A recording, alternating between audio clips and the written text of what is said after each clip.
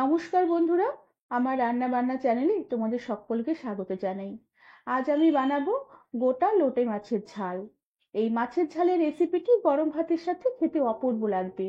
রেসিপিটি তোমাদের সম্পূর্ণ দেখার অনুরোধ রইল। আর ভালো লাগলে একটি লাইক, শেয়ার আর সাবস্ক্রাইব করে দেবার অনুরোধ রইল। তার সাথে যারা আমার ফেসবুক পেজ থেকে দেখছো তাদের পেজ থেকে ফলো করে দিয়ে ভিডিওটি লাইক শেয়ার করে দেবার অনুরোধ রইল। আমি এখানে কয়েক টুকরো লোটে মাছ নিয়েছি আর মাছগুলোকে বেশ ভালো করে বেছে ভালো করে জল ঝরিয়ে নিয়েছি। আর মাছগুলোকে ধুয়ে নেবার পরে অল্প একটু গন্ধরাস লেবুর রস আমি মাখিয়ে রেখে দিয়েছিলাম। এতে মাছ রান্নার পরে লোটে মাছের যে একটা গন্ধ থাকে সেই গন্ধটা থাকবে না, গন্ধরাস লেবুর গন্ধটা মাছের মধ্যে থাকবে আর মাছটা খেতেও বেশ ভালো লাগবে। এবার অন্য একটি পাত্রে আমি অল্প করে একটু আটার গুঁড়ো নিয়ে নিলাম। আর আটার গুঁড়োর মধ্যে আমি অল্প করে একটু নুন ছড়িয়ে দিলাম। তার সাথে দিয়ে দিলাম অল্প করে একটু হলুদ গুঁড়ো। এবার এই নুন হলুদ দিয়ে আটার গুঁড়োগুলোকে বেশ ভালো করে একটু মিশিয়ে নেব। এরপরে লোটে মাছগুলোকে আটার গুঁড়োর সাথে বেশ ভালো করে উল্টে পাল্টে এপিট ওপিট করে মাখিয়ে নেব। আর আটার গুঁড়ো মাখিয়ে মাছগুলোকে এভাবে কিছুক্ষণ রেখে দেবো। আর যেহেতু আমি গোটা গোটা লোটে মাছ রান্না করব, তাই এটা একটি অনেক বড় সাইজের মাছ, সেই মাছগুলোকে একটু বড় বড় টুকরো করে আমি কেটে নিয়েছি। আর সবগুলো মাছের গায়ে বেশ ভালো করে এপিট ওপিট করে আটার গুঁড়ো বেশ ভালো করে মাখিয়ে নিয়েছি। আর এবার এবার মাছগুলোকে কিছুক্ষণ রেখে দেবো, এরপর আমি মাছগুলোকে ভেজে নেব। আর মাছগুলোকে ভাজার জন্য আমি একটি বড় তাওয়া গ্যাসে বসিয়ে দিয়েছি। কড়াতে মাছগুলোকে ভাজবো না, আমি তাওয়াতে মাছগুলোকে ভাজবো, এতে কম তেলে মাছগুলো ভাজা হবে। এবারে তাওয়াতে আমি অল্প করে একটু তেল দিলাম। আর তেল বেশ গোটা তাওয়ার গায়ে বেশ ভালো করে আমি ছড়িয়ে দিয়েছি। আর তাওয়া বেশ তেল দেওয়ার আগে ভালো করে গরম করে নিতে হবে, তেলটা বেশ ভালো করে ধোয়া ওঠা গরম করে নিতে হবে। এরপরে আমি এই আটার গুঁড়ো মাখানো লোটে মাছগুলোকে তাওয়ার উপরে দিয়ে দিলাম। সবগুলো লোটে মাছ তাওয়ার উপরে দেওয়ার পরে কিছুক্ষণ আমি অপেক্ষা করব মাছের এক পিঠ ভাজা হয়ে আসা অবধি।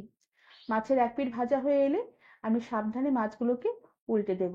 তবে এই কাজটি খুবই সাবধানে করতে হবে, যেহেতু লোটে মাছ খুবই নরম মাছ, তাই খুব হালকাভাবে সাবধানে মাছগুলোকে উল্টে পাল্টে দিতে হবে। আর এইভাবে সবগুলো লোটে মাছ বেশ ভালোভাবে উল্টে পাল্টে নিয়ে একটু লাল লাল হয়ে ভাজা হয়ে এলে মাছগুলোকে আমি তাওয়া থেকে নামিয়ে নেব। আর এইভাবে তাওয়ার মধ্যে মাছগুলোকে ভাজলে কম তেলে যেমন মাছগুলো ভাজা হবে, আর যেহেতু মাছে একটু আটার গুঁড়ো দেওয়া আছে, তেলও পুড়ে নষ্ট হবে না। আর তাওয়াতে যেটুকু তেল রয়ে গেছে সেটুকু তেলও আমি পরবর্তী রান্নার স্টেপে ব্যবহার করব। এর জন্য একটি পরিষ্কার করা গ্যাসে বসিয়ে দিয়ে কড়াতে পরিমাণ মতন তেল বেশ ভালো করে গরম করে নিয়েছি। এরপরে আমি এক চুটকির মতো রাঁধুনি এই গরম তেলে ফোড়ন দিয়ে দিলাম। আর তার সাথে কয়েকটা চেরা কাঁচা লঙ্কা দিয়ে দিলাম। এবার রাঁধুনি আর কাঁচা লঙ্কা একটু নেড়ে চেড়ে নেব। ফোড়নের খুব সুন্দর একটা সুগন্ধ বেরোলে আমি অল্প করে পেঁয়াজ কুচিয়ে রেখেছিলাম, সে পেঁয়াজ কুচি এই তেলে দিয়ে দিলাম। এবার পেঁয়াজ কুচিগুলোকে তেলের মধ্যে কিছুক্ষণ একটু নেড়ে চেড়ে নেব। তবে খুব একটা লাল করে ভাজবো না, পেঁয়াজগুলোকে একটু নরম করে নেব। ততক্ষণে আমি এই মাছের ঝালের জন্য একটু মশলা বানিয়ে নেব।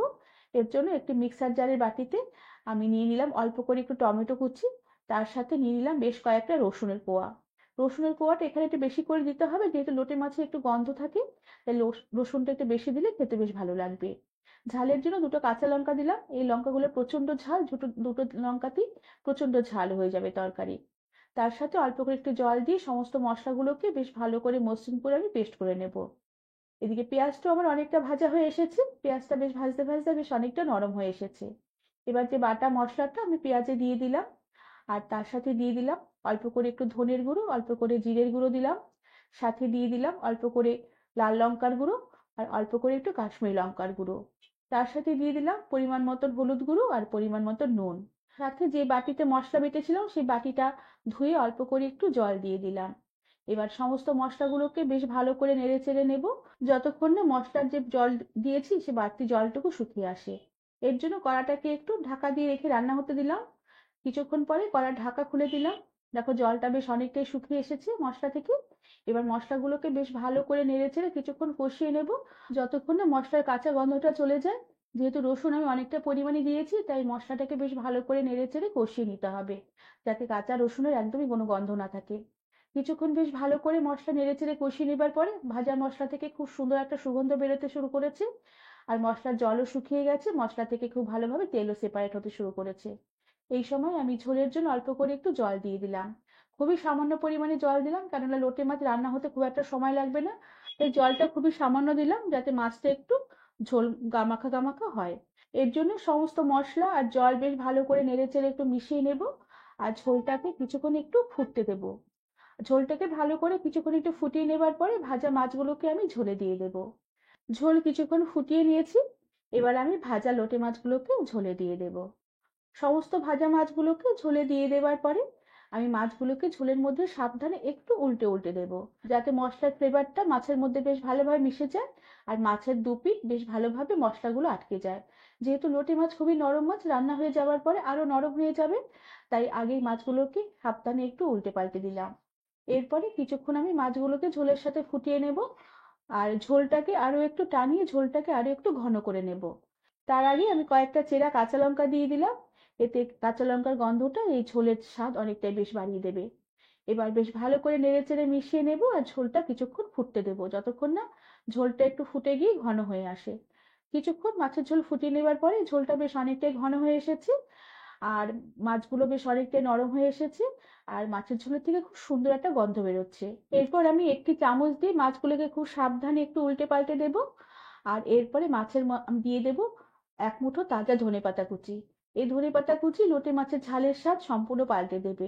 এবার ধনেপাতা কুচি আমি মাছের ঝালের সাথে বেশ ভালো করে নেড়েচেড়ে মিশিয়ে নেব আর এরপরে আমি গ্যাসের আঁচ বন্ধ করে দেব আর সরাসরি কড়া থেকে ভাতের পাতে পরিবেশন করব, যেহেতু লোটে মাছ খুব নরম মাছ, আলাদা করে আর আমি কোনো পাত্রেতে ঢালবো না। বন্ধুরা, এভাবে তোমরা গোটা গোটা লোটে মাছের ঝালের রেসিপিটি সহজেই বানিয়ে নিতে পারবে। গরম ভাতের সাথে খেতে অপূর্ব লাগবে। রেসিপিটি তোমাদের ভালো লাগলে একটি লাইক, শেয়ার আর সাবস্ক্রাইব করে দেবার অনুরোধ রইল। তার সাথে পাশে থাকা বেল আইকনটি প্রেস করে দেবে, যাতে আমার সব নতুন ভিডিও নোটিফিকেশন তোমাদের কাছে পৌঁছে যাবে। আজ তাহলে আসি, পরে আবার একটি নতুন রেসিপি নিয়ে দেখা হবে। ধন্যবাদ বন্ধুরা।